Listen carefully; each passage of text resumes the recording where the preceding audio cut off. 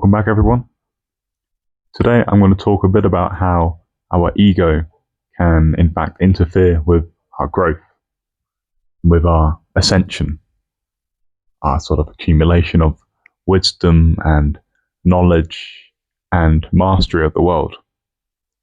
Ironically, I suppose it is often mastery of the world which is the sort of goal of our ego, right? Our ego wants to control everything, it wants to know everything, it wants to have power and dominion over the world.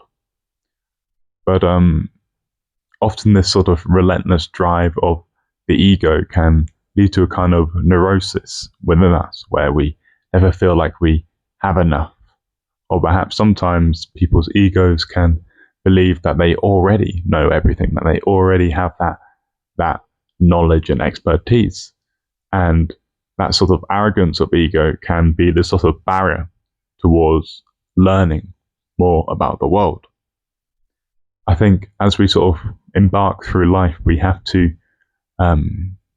maintain the mind of almost being like a child, always being curious about the world and curious about what we do not know about the world.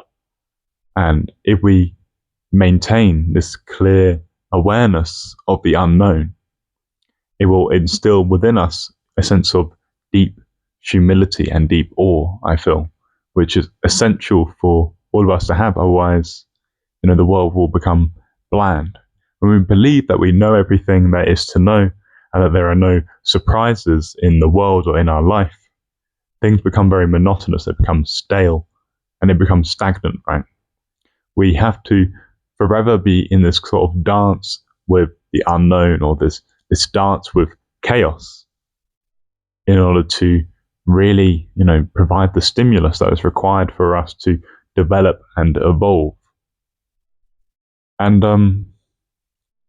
the way in which this evolution feels is that you come to a deeper and more heightened, a more refined awareness of yourself, your patterns of attention, your control of your mind, your speech, your energy, everything that your organism does, right? In the form of speech, in the form of movement, in the form of shifts of attention, when you're playing music or doing anything, it is all a certain movement of energy within reality. It's all just, that's what it is. And mastery, or evolution, ascension, is being able to more finely move and direct that energy in a deliberate manner, right? When we are not in control of our life, when we're very young, for example, we're very impulsive, right? We're doing everything. If you look at a child, they have so much energy, but they do not have that sort of that discipline or that capacity to direct their energy. They will go from this to that thing.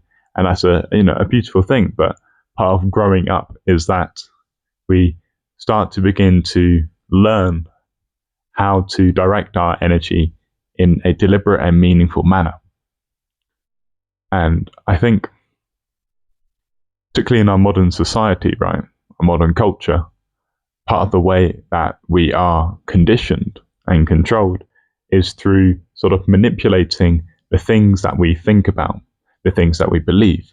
Because what we have a tendency to think about, or to want, or to desire, that creates this big sort of, sinkhole for our energy and our attention. If you look at advertisements, for example, that's a way in which the matrix sort of infiltrates your intention and infiltrates your awareness. It creates this energy of craving that, you really want this sort of thing, you really covet that sort of thing. And next thing you know, you can't focus on anything else within your life because all you can think about is getting that thing. And, movies and TV shows, they will instill within you these mythologies of value that you need to get this sort of job, you need to get this lavish lifestyle, you need to have this sort of thing in order to have a meaningful life. And these are all just sort of ways of conditioning you so that you are not living a life that is authentically yours, but rather you're living according to a story that was created by someone else, ultimately to control you. So coming to control our own life, coming to establish a sense of sovereignty over us, is this journey of discovering what are my deep and essential values. What do I really care about? And I think for myself, the things that we should most care about is, what are the things that I'm putting my energy into? Does it feel as though I have to put my energy in these sorts of things just to survive, such as having a certain job, which I don't enjoy? Am I doing things that I do not find meaningful? Does it feel as though I'm not in control of my life? Or does it feel like I am in control of my life? Am I doing things that make me feel alive, that I look forward to? You need to ask yourself these sorts of very important questions. You need to think about them. If not now, when? Many people can live their entire lives unconsciously, and then they realize by the end of it that they haven't been doing any of the things that they really cared about doing. Perhaps they've been living the life that their parents wanted them to live, or that their society wanted them to live, but they've never really been themselves. They've been ultimately a kind of slave to the expectations of the outside world and their peers and everything like that. I think people are scared to go out on a whim and to do what they really, really want, because they fear that kind of social judgment. They fear being the outcast. They fear being seen as strange or weird. But this fear has to be pushed through. It is a kind of barrier that initiates you into standing on your own 2 feet. And if you live your life constantly avoiding fear, what are you doing, really? You're never going to go anywhere. Fear is just part of the way this reality is constructed. And it's not a thing to be avoided, it's a thing to be confronted, it's a thing to be looked at clearly in the face. This is the nature of shadow work. Shadow work is a confrontation with all the parts of your psyche that you often do not care to look at because it is uncomfortable. People don't want to confront their biggest fears, their lack of courage, the things that are holding them down. They want to live in this this blissful but ultimately ignorant illusion that what they're doing is just fine, is what everyone else is doing. The wisdom of the crowd, which isn't often wisdom, it's just mass hypnosis. And when you break through this mass hypnosis, which is, I suppose, in common parlance is known as taking the red pill or waking up or exiting the matrix, all this sort of terminology. This path of awakening will, by default, isolate you initially until you find people out there, other frequencies, who resonate with your new frequency. The thing you should really think about is that if you stay in your old patterns, if you stay living a life that is, more acceptable to other people, you're always going to live a life that is going to be unfulfilling, particularly if you have a deep urge within you to do something different, to take risks, to do something that is truly courageous. This is the mythology of the hero's journey, right? They leave the safety and the sanctity of their home.